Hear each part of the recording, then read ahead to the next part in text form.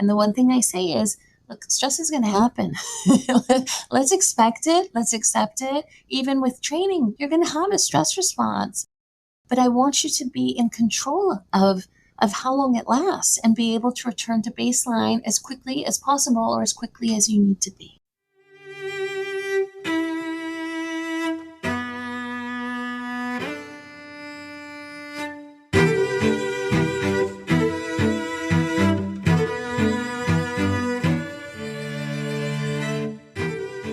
Welcome to The Knowledge Project, a podcast about mastering the best of what other people have already figured out so you can apply their insights to your life. I'm your host, Shane Parrish. If you're listening to this, you're missing out. If you'd like access to the podcast before public release, special episodes that don't appear anywhere else, hand-edited transcripts, or you just want to support the show you love, you can join at fs.blog/membership. Check out the show notes for a link. My guest today is Dr. Leah Lagos and Boston Celtics coach Joe Mazzulla. Leah Lagos is a licensed clinical psychologist who specializes in health and performance psychology and is known for her pioneering work in heart rate variability biofeedback. Dr. Lagos treats a broad range of disorders and performance challenges. Her expertise includes strategies to reduce anxiety, boost resilience to adversity, and enhance health. Joe is the youngest coach in the NBA, and he's an advocate of Dr. Lagos' approach and an example of how performance psychology plays out in the real world. I've been talking to a lot of top coaches about performance and how we can do better. And one of the keys to clear thinking is managing your emotions, and this episode will help you. You'll change your narrative about stress, plan for it, and master it. It's time to listen and learn.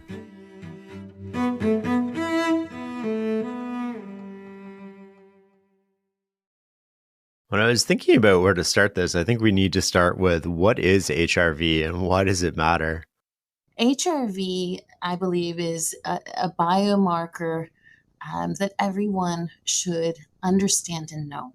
It is a biomarker of resilience, Shane. So the larger your HRV, the more control you have over your autonomic response to stress before, during, and after a stressor. And so you can take someone who's top 1% of the world in what they do. And if they don't have the physiological control to operate at that top 1% consistently during stress, before the stress occurs, after it happens, they don't have that control. They're operating at a fraction of themselves instead of their best self. HRV in and of itself, the science of it is we're looking at the time in between heartbeats, okay? And more time is better.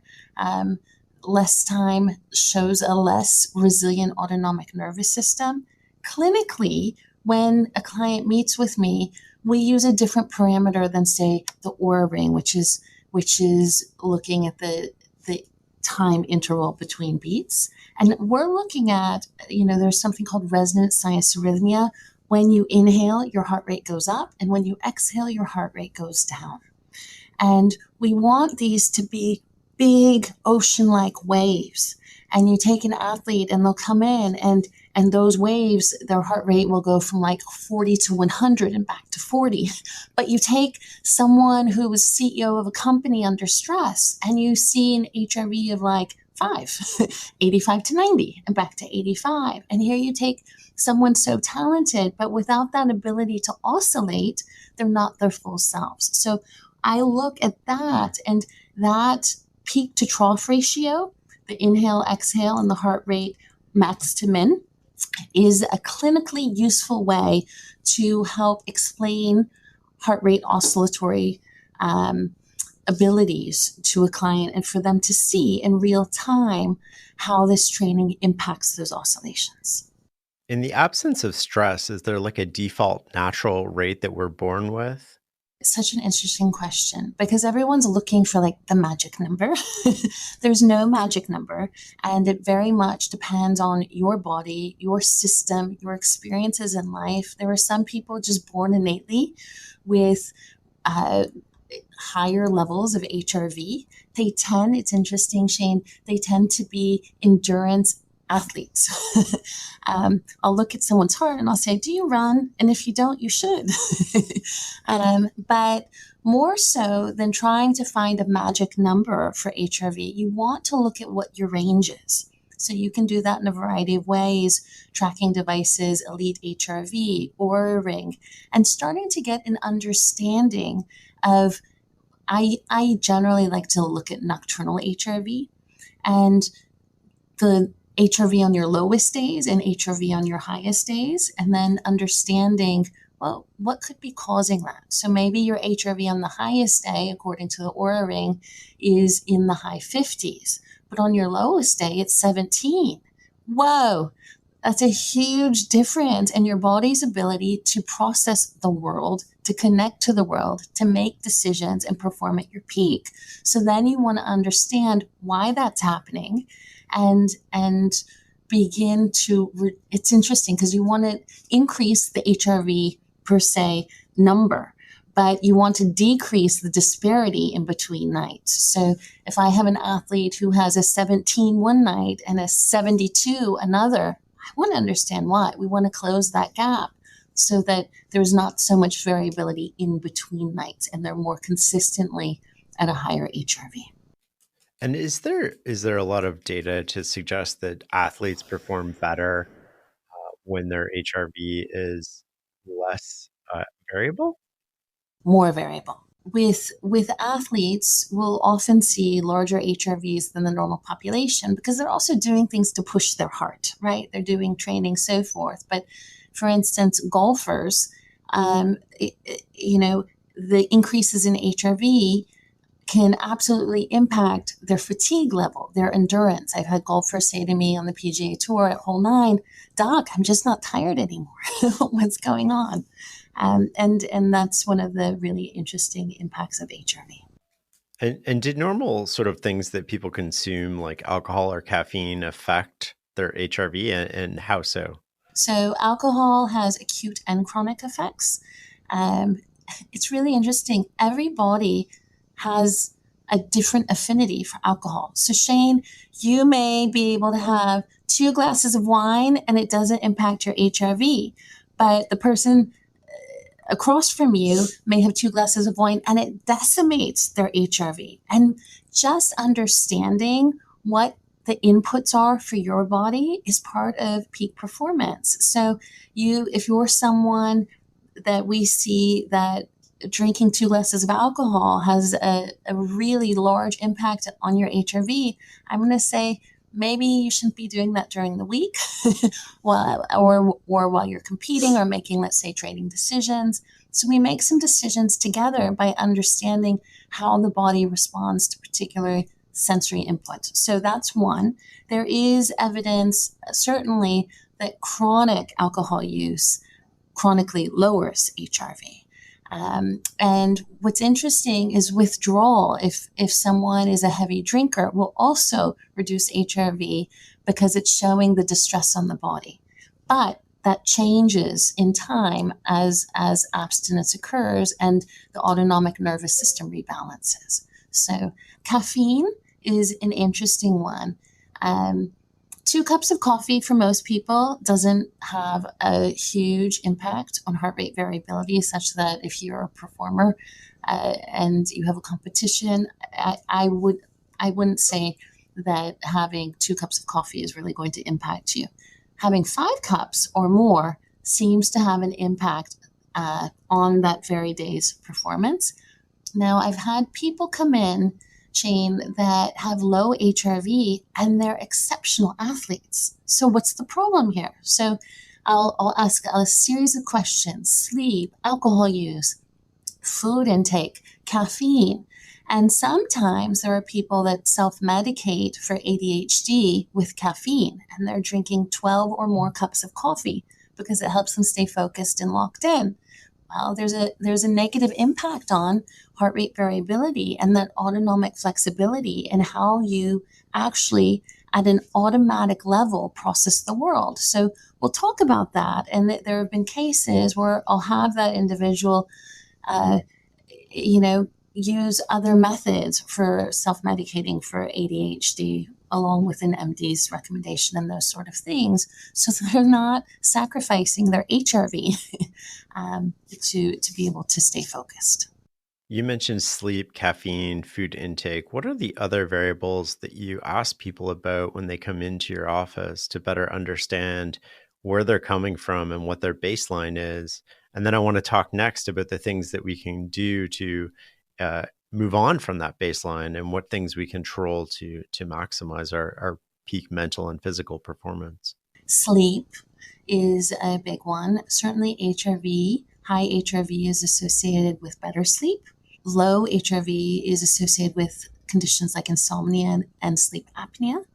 Non-restorative sleep will negatively impact HRV. So there is this circular effect. And so that's certainly a question. People often want to say, I can sleep 5 hours, I feel rested. The HRV will tell you. It really gives a robust and accurate number in terms of recovery. And I'm able to show people on the nights where they get 5 hours of sleep, let's say, versus 8 hours of sleep, what happens to rest and recovery if we look at HRV as a metric of resilience. So it can be really, really helpful to have that kind of data. The also interesting part about HRV and sleep, as people increase their HRV, a common sleep problem, and it's not insomnia or sleep apnea, it's just busy brain. They can't turn it off. And so you'll have CEOs that can't fall asleep because they're thinking, and that's what they're great at in the world. But if you don't have the ability to turn off your brain, you don't have deep recovery, and it will affect your REM sleep and even your deep sleep. This allows the body to turn off, and it's not turning off to make you like you just came out of yoga. You're in control. When you need to be on, you can be on, but now you can be off when you need to be off. And that can be good too for people who have multiple wake-ups during the night because their mind is racing, and that they're able to go back to sleep with some of the breathing. So talk to me a little more about the breathing. What is it that we can do specifically? You mentioned sort of turn it on and turn it off. What is it that we control that allows us to do that like a light switch almost? This process, it takes 10 weeks, and I've done this for 17 years, Shane. I've sliced and diced it. I've had people call me from India. Can I please come, doc?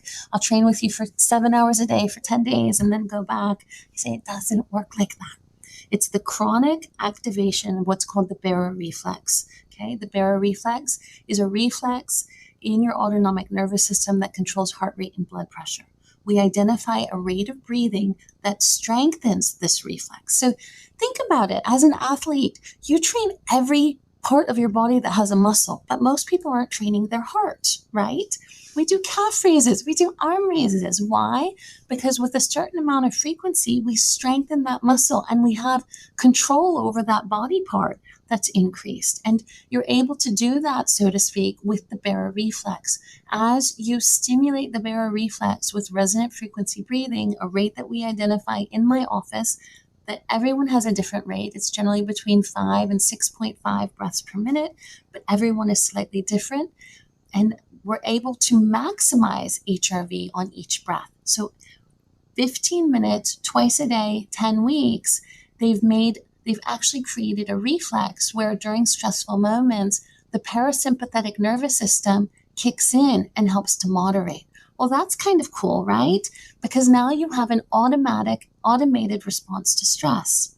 And in my training with elite performers, we do a 10-week protocol. The first 4 weeks is really focused on optimizing that baseline. So by the 4th week, I can see that you've strengthened the baroreflex.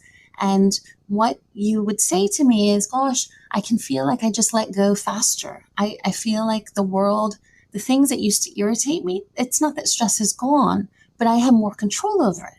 And that's the first piece, because what happens, the baroreceptors, when you have a moment, I was talking to Joe about a car ride he had yesterday into the city, and you have these moments in gridlock, right? And what that does to most people is it creates a sympathetic state, as it should. That's how the body is wired. But sometimes we stay in that state when the stressor is gone, or even during the moment of stress when we have to do something or make a decision or give a public talk. You want to be able to shift to homeostasis where the parasympathetic and sympathetic are balanced, or even better, and this is what I teach, being able to optimize into a parasympathetic state.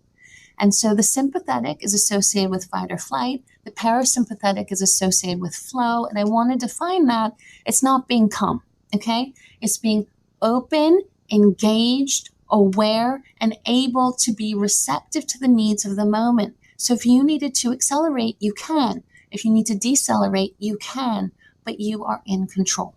So for the people that can't work with you, what can they do at home to train their heart better that'll make the sort of biggest bang for the buck, if you will? The first piece is identifying resonant frequency. It's the rate of breathing that maximizes the heart rate oscillations. And you can use tools from Elite HRVs, sensors. Core Sense is very good. Oura Ring can be used. And what you're looking for is the highest amplitude of changes when you breathe at these different rates. So you'll do 5 breaths per minute, 5.5 breaths per minute, 6 breaths per minute. I generally start at 6.5 and work my way down. And then once you identify the rate of breathing that has the highest amplitude of heart rate oscillations, you go on. Here's the trick. If you can't get a hold of feedback, physiological feedback, 90% of the time, the rate that is someone's resonant frequency is the rate that just feels good. So out of if you do 6 breaths per minute, 5.5, and 5 breaths per minute, I'd have you try those 3, and for 2 minutes using a pacer. You could use Breathe Plus, Awesome Breathing, Easy Air. There's an assortment of breath pacers that you can set the timing for, and then identify which one just feels most effortless, okay? And then from there, you go through a process. You commit to breathing 15 minutes twice a day. I generally have my clients breathe in the morning upon waking and 15 minutes before breathing. This is awesome for increasing deep sleep and helping with any type of sleep issues. We're just enhancing deep restorative sleep as well. And the first 4 weeks is really focused on consistent, regular practice, adding in abdominal breathing. And then we do things starting in week 5, and I describe it in my book, to learn to actually navigate stress in the moment. So I'll give you one. It's a very simple example, but everyone has experiences, Shane, and I'll ask you yours just as an example. An experience in your life that moves your heart. It's something that physiologically, when you think about, produces a feeling of inspiration or gratitude or love. Can you think of a moment in your life and tell me just a little bit about that for just a minute? Oh, I think the one that came to mind is actually maybe quite sad, but it was inspiring in the same token when I was holding my grandmother's hand as she passed away. Beautiful and moving, and a moment of deep connection, and something that when you think about, I mean, even your voice changed, right? It had a moving, I mean, I could feel the emotion. And so I have people pick about 3 of those, okay? 3 different experiences that move their heart. Common ones are holding a baby for a first time. For athletes, winning their first trophy. Another one can be a nature experience. I had someone who looking at the stars was their amplifier. And so anyway, so on the inhale, if you're breathing at 6 breaths per minute, 4-second inhale, 6-second exhale. And on the inhale, I'm having you connect to that feeling, Shane, of just deep, pure love with your grandma, that connection that just it transcends through time and the way it makes your heart feel, and connecting to that. It's not a mental thing. It's not going through the mental conversation or what you're doing, it's getting to the feeling, and on the inhale, connecting to it, and on the exhale, letting go of the rest of the world. Okay? We can train the heart. The heart imprints experiences, and we can train the heart to activate those experiences on demand. And then the next piece is being able to use specific experiences in specific moments of stress, or to calm down, or to change your physiological state. And you mentioned the Aura Ring can be used for this. You mentioned another tool. I didn't quite catch the name of it. What other tools can people use to sort of monitor their... Sure. Elite HRV has something called Core Sense, where you put your finger in, and I actually have an app through Elite HRV that you can go through my 10-session program using their app. If you download Elite HRV and just click on Dr. Lagos HRV. But they have, it's just a little sensor you can order online. I forget the cost, but it's reasonable in terms of these kind of gadgets, and very accurate. You don't have to use the physiological feedback all the time. In fact, I recommend not, because people get obsessive and then they're not allowing their physiology to change because they're hypervigilant about the outcome. Using it from time to time, once a week or once every few weeks, can be really great. In my book, I recommend doing tracking every day for weeks 1, 4, 7, and 10, and then putting it away. So you're able to look at changes about every 3 weeks at your baseline level and when you breathe. So obviously we want to optimize baseline HRV for each individual, but then there's a second piece, and this is really important for elite performers, which is being able to shift your physiology in the moment from a sympathetic to a parasympathetic state in just a few breaths. And so those are some of the things that we work on along with the breathing and layer in. There's another piece where I look at training them to identify when they're in a fight or flight state versus a flow state. Well, why is that important? Because if you're going out to a competitive event or making let's say a big decision about how to spend money or invest, you want to be doing that from a parasympathetic state, not a sympathetic one. So there's a little bit of somatic awareness training that we do in my work with clients, and then helping them to identify what state they're in, and then being able to shift that state on demand. And so what you mentioned running, you recommended people run. What additional tools aside from the breathing? Is it sort of like when we eat or when we exercise, or is it specific types of exercise are better to sort of maximize our HRV than other types of exercise? So to clarify, sometimes someone will come in with a really large HRV and they're not athletes. And then I will say, you're an endurance person. Do you run? If not, you should. But any kind of endurance sport will increase and maximize HRV. And, along with the HRV, I like to work with a person to create essentially vectors in their ecosystem that lead to internal state changes. So I'll give you a few kind of fun examples. Sure, sleep maximization and finding the rhythm for sleep. Some people need 9 hours, some people need 7, but when we track, we're able to see how different amounts of time impact sleep. There are things like looking at how eating within 3 hours before bedtime impacts sleep. Looking at alcohol, like we talked about, use, caffeine use. What else is interesting? Music, for some people, can really produce a heightened HRV effect. And Joe and I can talk with you later about some of the things that we did along with the breathing to maximize HRV in real time for specific performance states. But you have to find certain songs. Not every song will amplify HRV. My friend Josh Waitskin, Eminem is the song that without breathing, gets his HRV on fire. And so I try and find that with different performers, the songs that move their heart. There are other pieces when you monitor someone's HRV daily. you ask kind of about their daily routine and habits. I'll give you a personal one. I live to monitor my HRV from time to time, and I found a really curious effect. On the days I took my daughters to school, my HRV was higher till 1 p.m.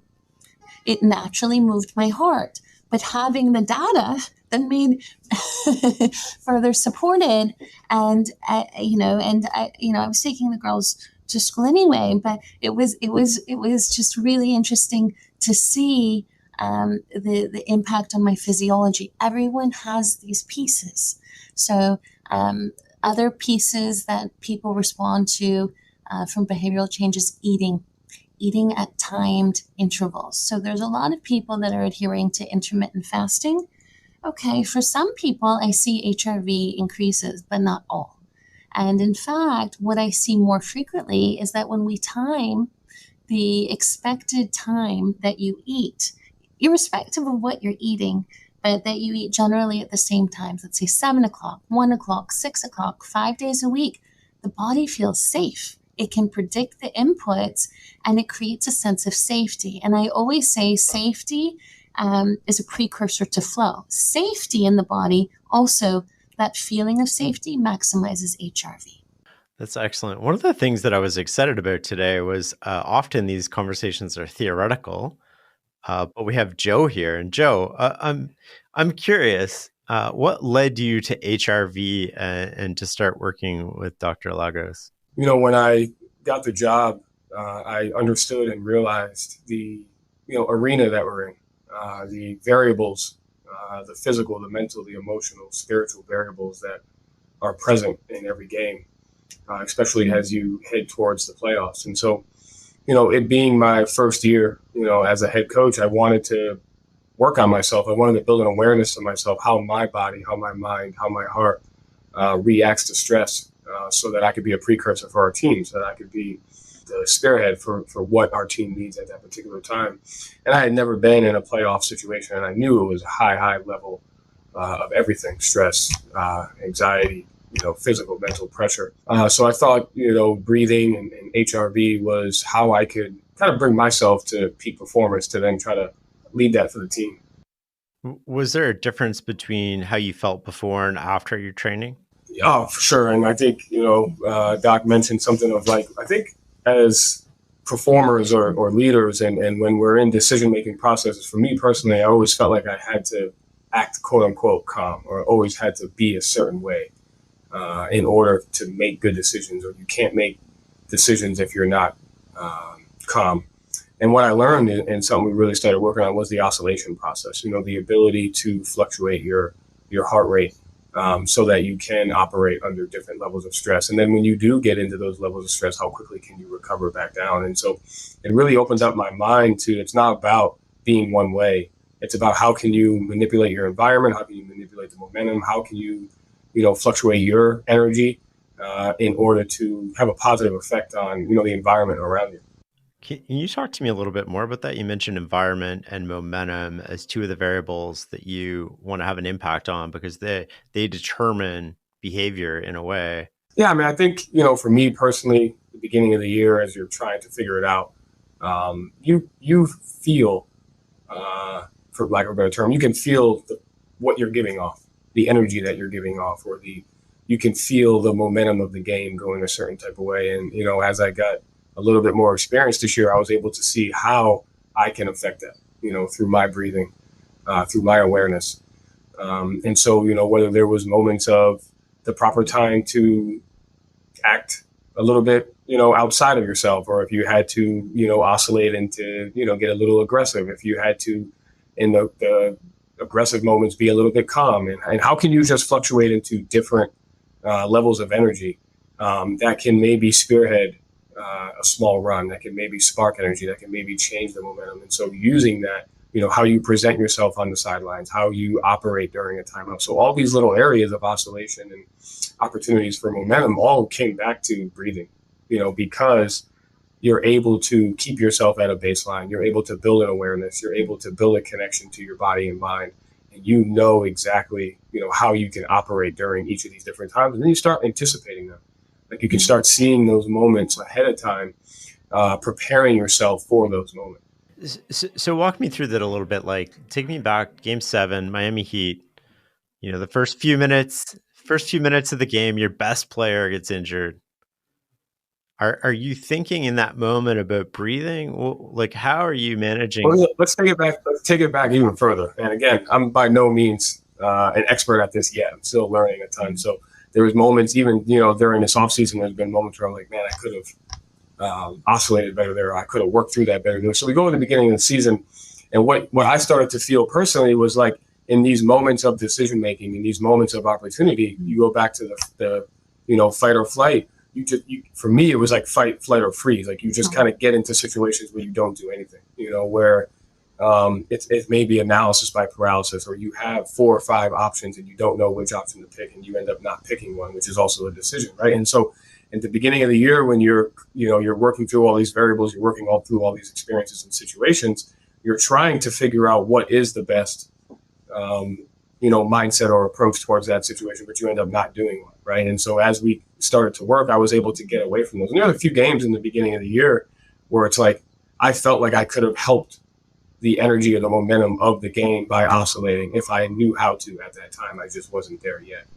And so as the season goes on, there was few games where I was like, man, okay, I can feel this. Here's what I'm going to do. I'm going to have this conversation, or I'm going to use this timeout, or I'm going to call this play, or I'm going to strike this chord with a player, or I'm going to use the ref in this situation. I'm going to use one of my assistant coaches at a timeout. And you start learning how to, cultivate that, learning how to manipulate that. And then, in the playoffs, I had a much better feel of my physiology, of my body, mind awareness. Doesn't mean it was right all the time. Doesn't mean I made the right or best decision.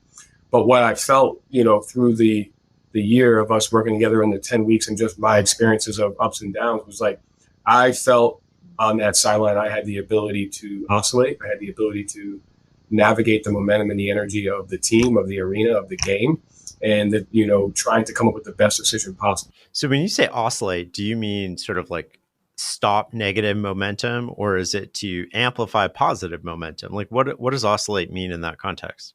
I think it can be both, right? I think it can be both. And a perfect example was Game 7 of the Philly series. So the Game 7 of the Philly series, I think we're down 35-28 in the first quarter, and we call a timeout, and I just walk out to half court. And those were the moments that at the beginning of the year I was a little bit scared of, because what did it show? I didn't have the emotional intelligence that I showed. I didn't have, but it was a predetermined act to grab back the momentum and to grab the energy of the team and to oscillate to a certain point where the people around you could feed off of that. And I think that was a small piece that I felt like our players were able to connect with me, and we were able to kind of change the momentum of that. So opening and finding small, abilities to do that, because as soon as right after you do it, you got to come back and then you have to have a technical approach to a timeout. And so you have to, bring your heart rate down. You have to oscillate back down to baseline. And so that's like an example. And do you use this with your players too? Is it something that you've sort of talked to them about without maybe getting into the specifics of HRV, but just in terms of oscillating moments? Yeah, I mean, I think just the conversation in general. I think just understanding the importance of breathing. I think for athletes and really just people that are it's not even about athletes for me personally or coaching. It's about people that are trying to be peak performers in high level, stressful situations that have to make decisions over and over again. In a basketball game, you have to make 1,000 decisions within a game. If you're a CEO, you may have to make 100 decisions. So it's more about what's our body and mind like at the point of decision making under stress. And that's kind of my passion, being in the NBA and in professional sports is like, can we open our mind to different things that are having an impact on our performance and the ability to make it better? And breathing is one of them. You can, at stressful moments, you can really feel if you're breathing at the proper rate, or like Doc said, if you're holding your breath, like that. There's tendencies for people when they get to a stressful moment to hold their breath, which then tenses their body, which then doesn't allow them to make the proper decision. And then you have people that are able to oscillate. And so I think it's just opening up that space of peak performance, and how you can work at that. What sort of things did you do before a game to maximize your HRV? I think the two biggest things, and I'll go to the this side first, and then we can have a deeper conversation, was music. And the other part I started to realize was like I think we're on autopilot about how the things in our environment really affect our physiology. Like we just don't know all the time. We're not aware of it. And for me, one of those was music. And so, music is a tool that you're constantly being surrounded by, whether you're working out, whether you're working, whether you're driving.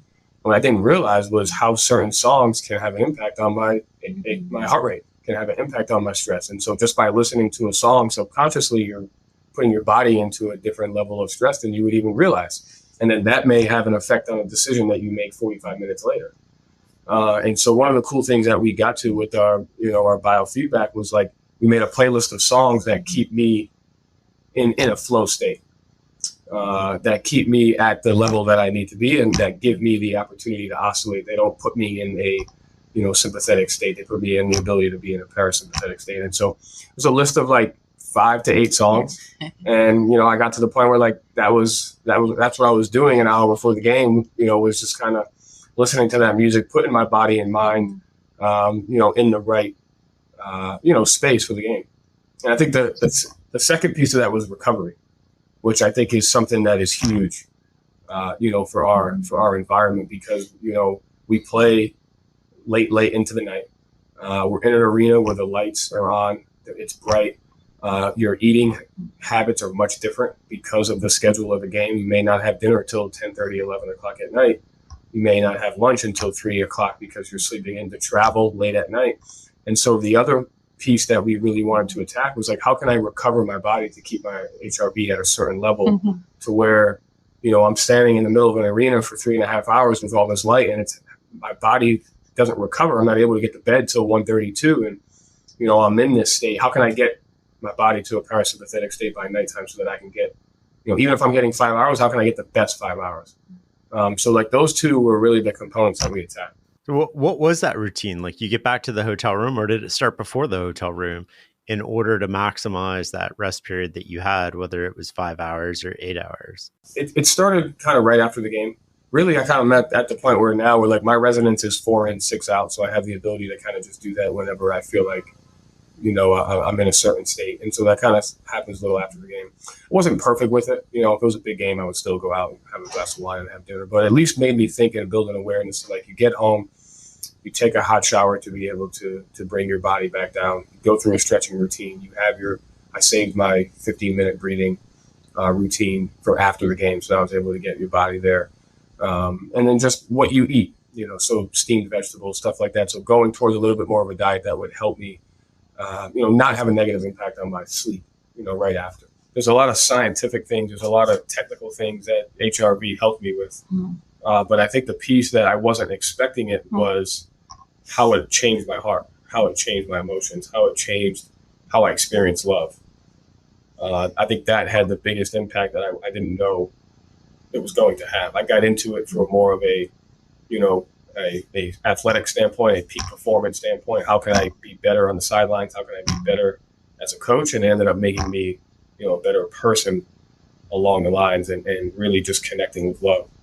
Can you double click on that a little bit and go deeper? I want to hear more about that. Yeah, I mean, I think we started kind of going to that towards the end of the season and into the playoffs. And, we started just kind of saying like, when do you feel at your best? When do you feel at your most flow state? What are some of the things in your life that kind of make you who you are?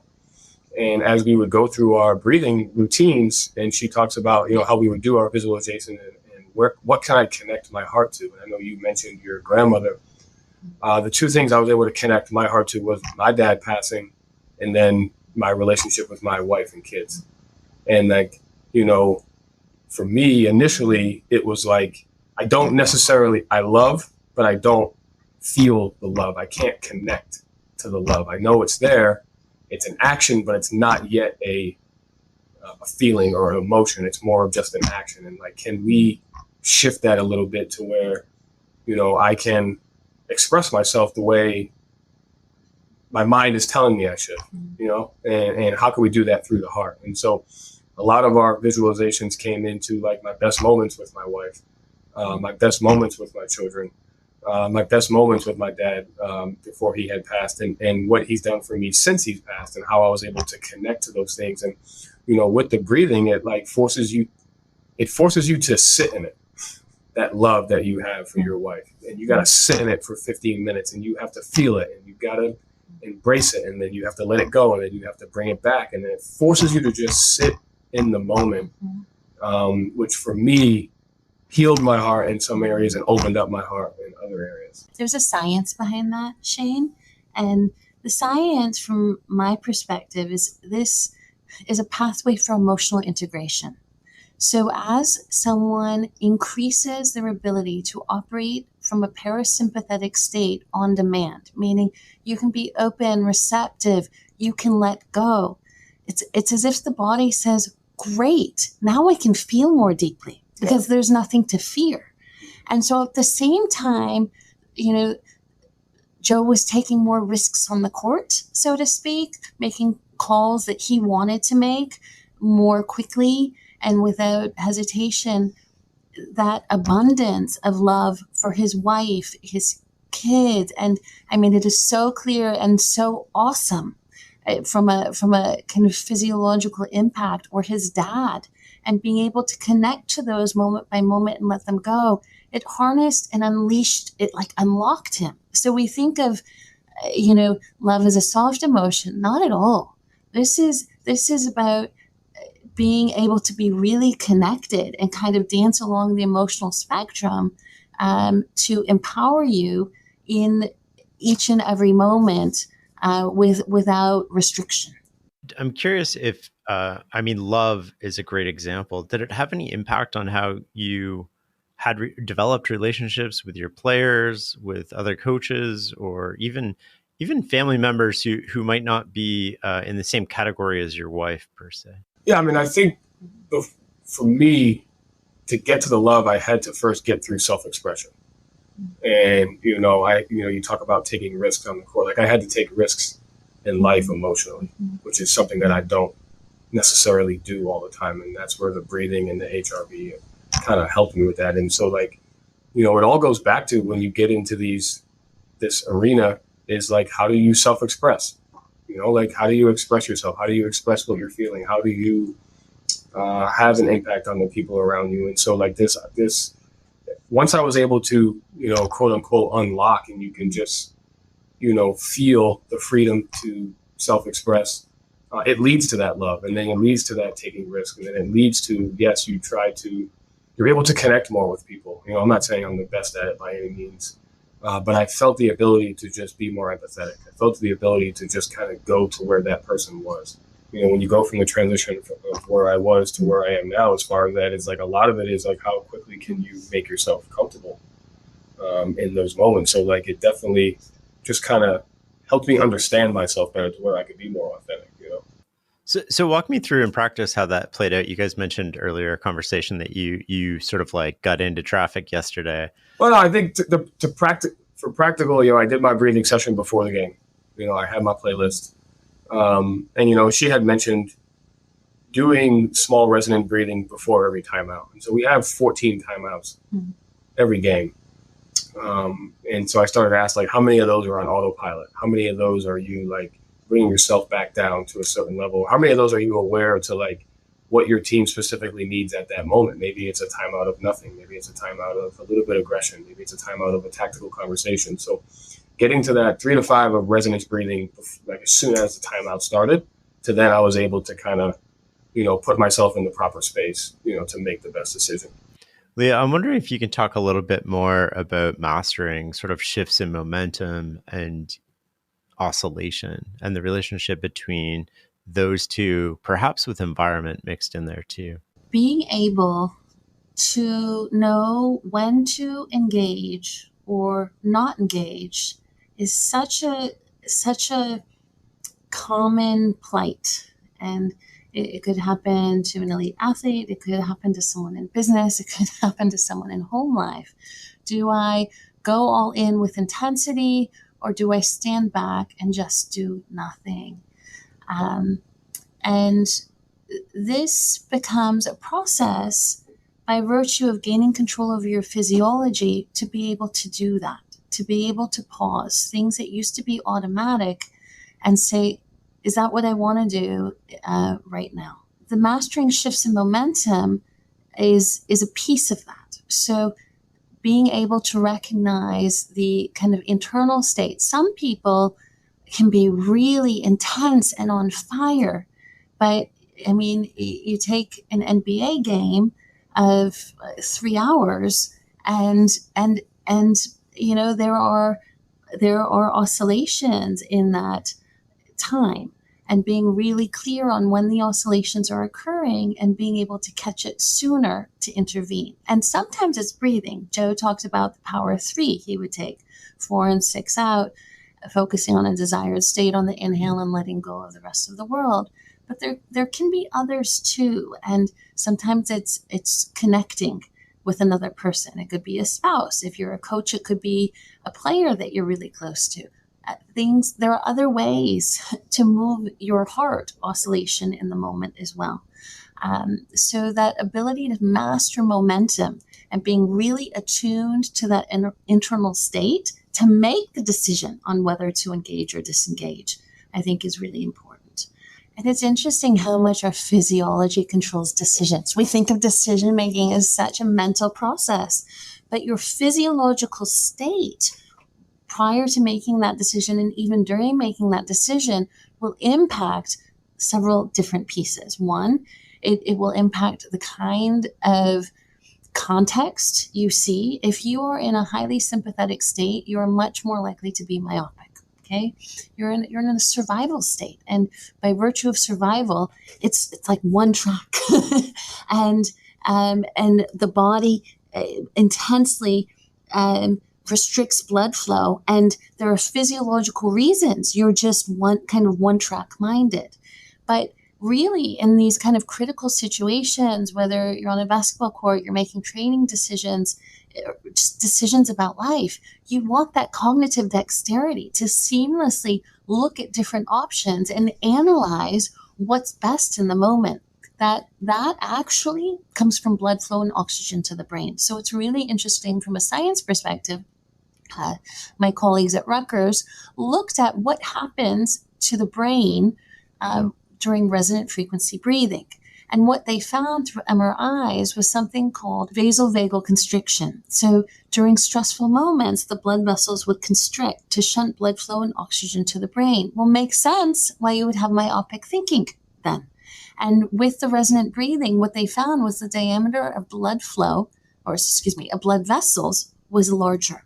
It stayed open, much more like the baseline state. So you are much more likely to not have a cognitive manifestation of stress, that myopia. And so I'll have decision makers that are world leaders or CEOs or people that run hedge funds say to me, I'm in my most creative place. I can just kind of seamlessly see different things as opposed to just having one answer. And that's the part from a decision-making and cognitive perspective I love about this process. It doesn't happen instantly. It happens around week 7. So if you are going through this process, weeks 1 through 4, you optimize your baseline. By week 4, you start to feel the significant ability to let go. But by week 7, the cognitive changes are happening. Why? There's a baroreflex gain. Okay, the way your autonomic nervous system at baseline is moderating blood pressure and heart rate in response to the rest of the world is much tighter and much more precise. And then with about 3 to 4 weeks of compounded practice, the 15 minutes twice a day, and then meeting with me for the training, my clients start to experience the cognitive gains around week 7. The cognitive gains are increased focus, increased creativity, increased authenticity, and increased cognitive dexterity.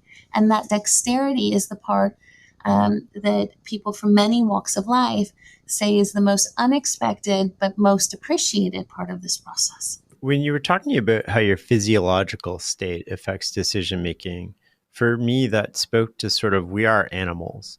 But what separates humans from other animals is that we have the ability to reason. So we don't just react, but our default state is almost to react, right? Fight or flight, call it what you want. But most animals just instinctively respond to a situation without reasoning about it. And it sounds like the blood flow to our head, the scientific sort of element of this, but also just the breathing and centering yourself in the moment. And I want to tie this to that gives us more reasoning ability, but it also gives us more focus, which is really interesting because basketball players, for example, I bet you everybody on the Celtics bounces the ball the same number of times before they shoot a free throw. It's a ritual. There's like a ritualistic element around the game. John McEnroe, he used to bounce the ball the same number of times before he served it.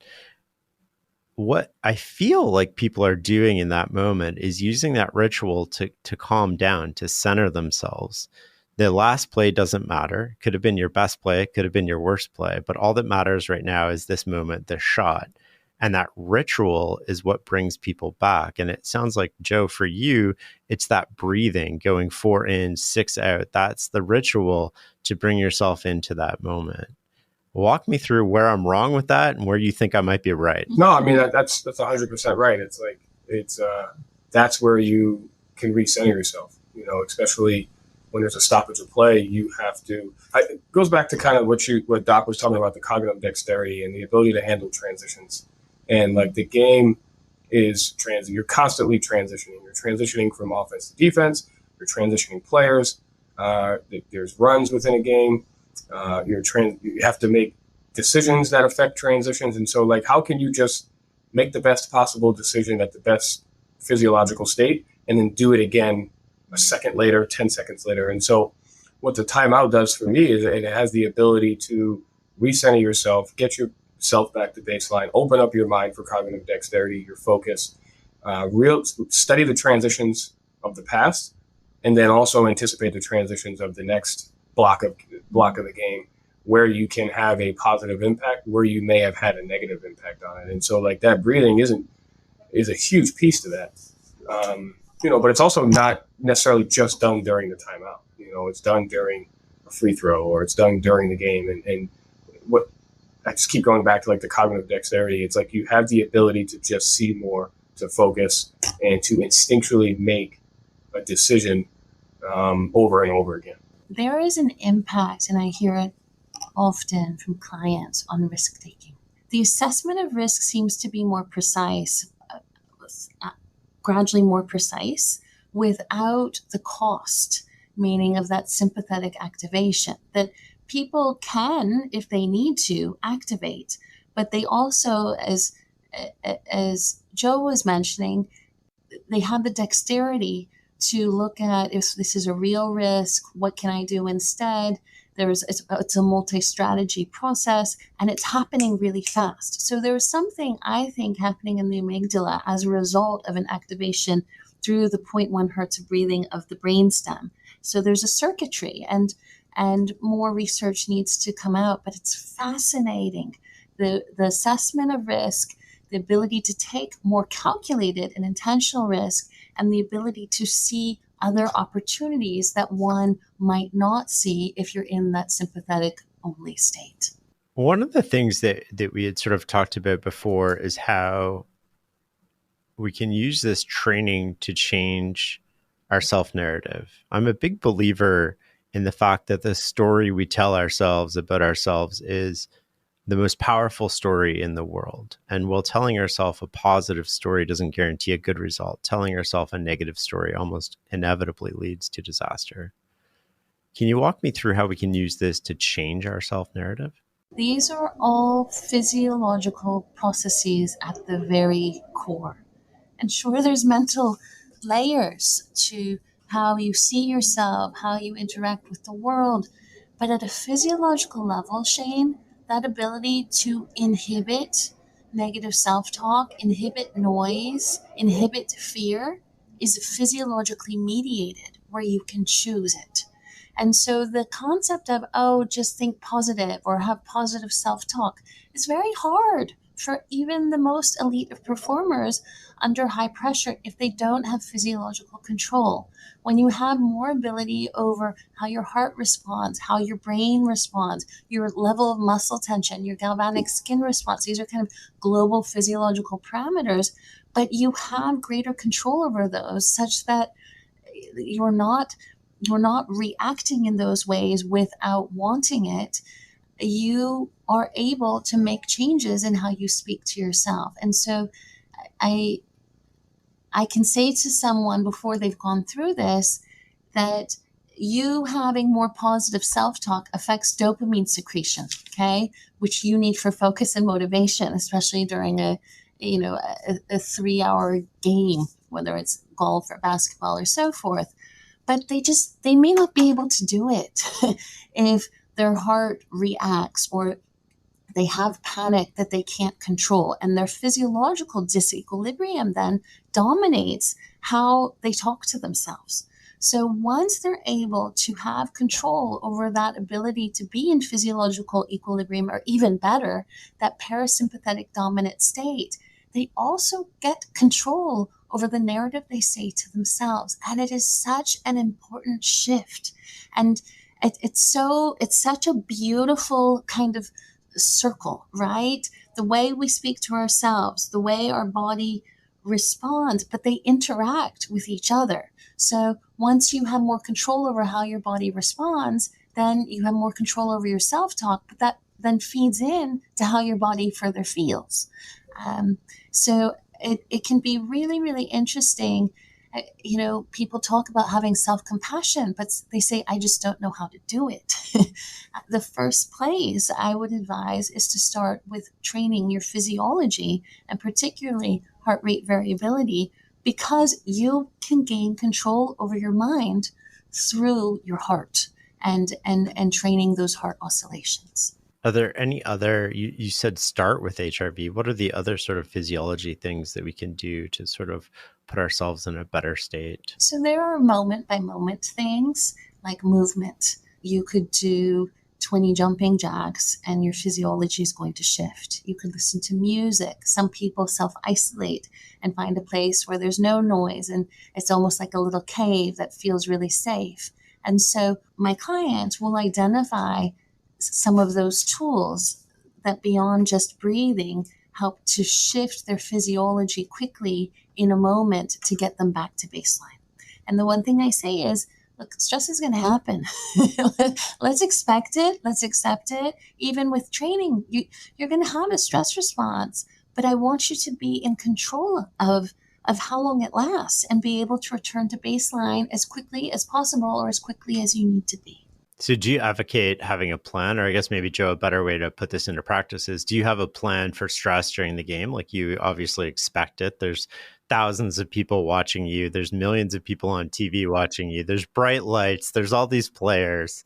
How do you think about that going into a game? What is it formalized? Like, I have a plan for stress. Here's how I'm going to deal with it. Or is it, these are recurring moments of stress that tend to come up in games, and based on that pattern, now I know how I can better control those moments? Yeah, I think it starts before the game. Just getting your body into the proper space, get your mind into the proper space. But the word that really comes up for me is just being malleable. HRV kind of allowed me to be more malleable, have an understanding that, like, yes, there's going to be stress, but it's going to look differently at different times. But it's going to be there. And so how can we get our body, mind, and heart malleable to the point where it can handle that opportunity when it comes? Because you don't want to also put yourself in a box to where it's like, okay, it's going to be this, and I have these, I'm going to do this when this happens. Well, that might not happen.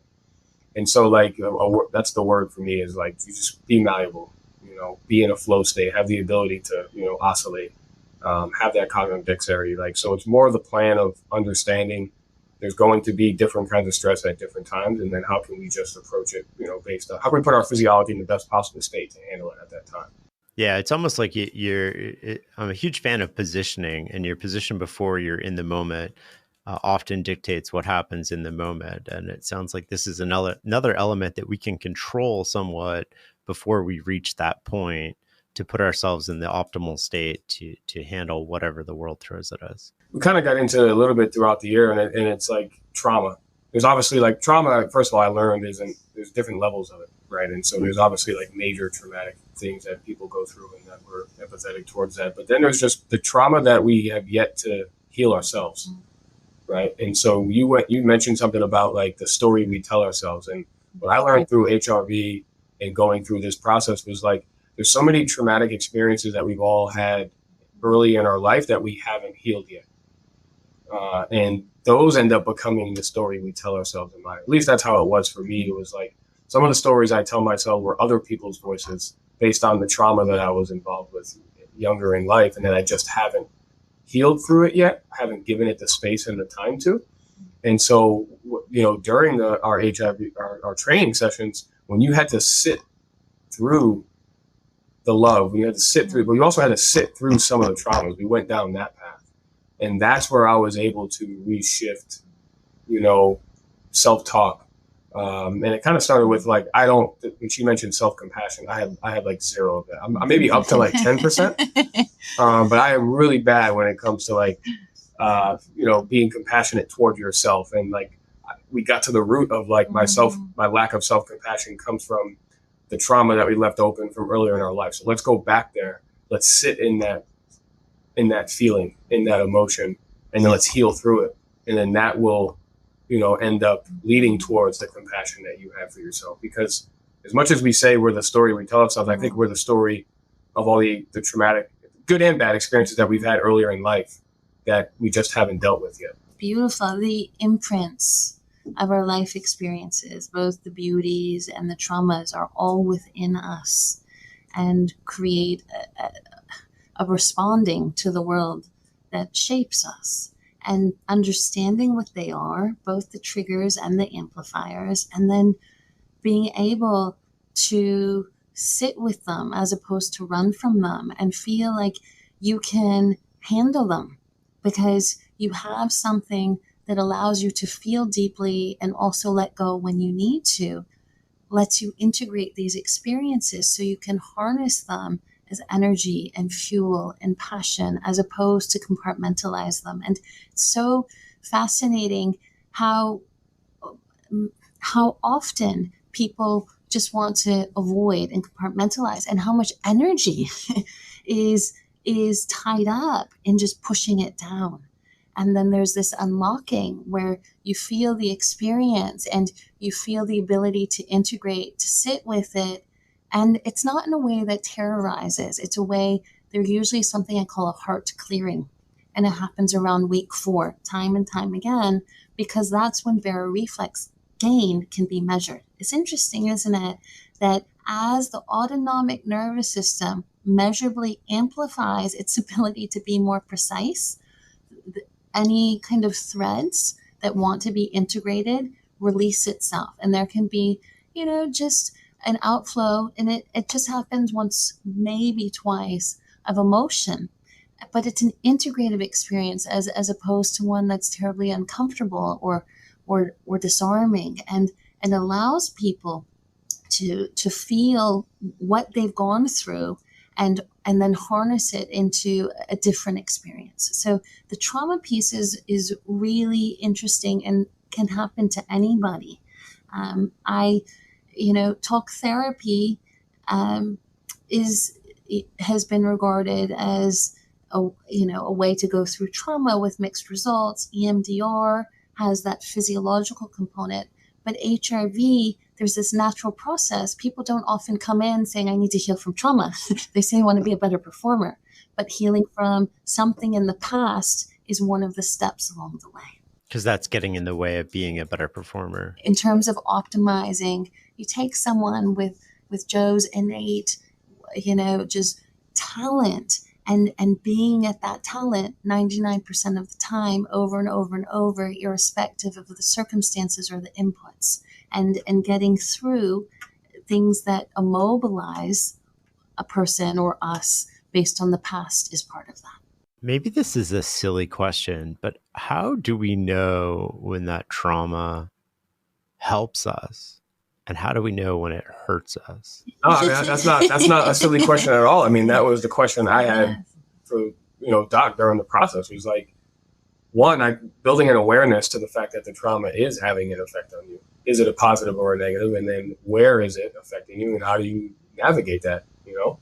And a lot of it comes down to that. And so, like, I'll give you an example. Like, this job means more to me than anything. One, because I'm from New England, but two, I got hired by the Celtics as an assistant coach in the same month that my dad got diagnosed with brain cancer. And so, like, this job is tied together by like a strong positive emotion and a very strong negative emotion. And then what I realized was, like, I never actually really dealt with the trauma of that. And so when I ended up becoming into the head coaching, and you start to feel different things and you start to learn more about yourself. And as we got into the process, I was like, damn, this is having a direct effect on this. And I haven't really dealt with this like I thought I have. Okay, we need to go back and, like, how do we deal with this trauma? How do we deal with this emotion? How do you deal with this? You have to bring it back out. And then once you bring it back out, you have to let it go. But, like, especially throughout the second half of the season, that became like, this job is tied into this and it's bigger than all this. And, like, how do we just navigate that, into self-expression, into oscillation, into a positive, like, how do you navigate all that? So, like, that's kind of an example of, like, us going back to a traumatic experience. Where is it having an impact on me? And then how do we, move that forward?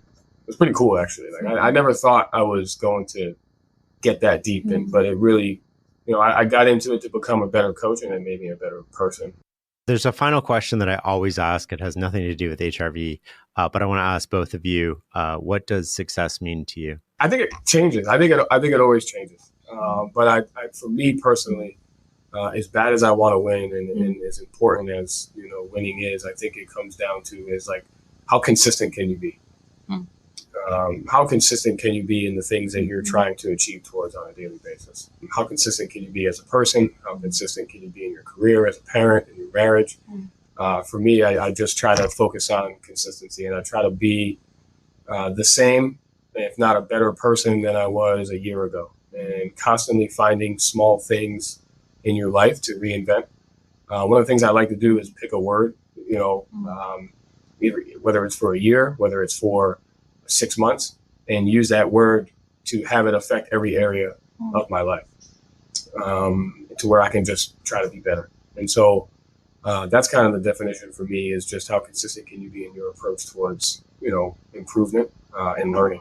I look at success from an autonomic perspective, and what it manifests as is success, right? Joe's concept of consistency and performing as your best self consistently over time, irrespective of the circumstances. But the state, the physiological state to get there, I see as openness. I see as attunement to those shifts in momentum, and staying nimble, no matter what life brings you, staying nimble and being able to oscillate.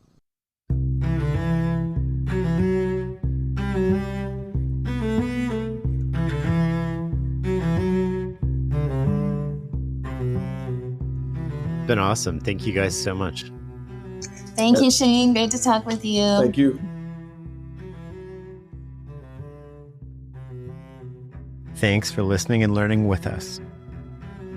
For a complete list of episodes, show notes, transcripts, and more, go to fs.blog/podcast, or just Google The Knowledge Project. Until next time.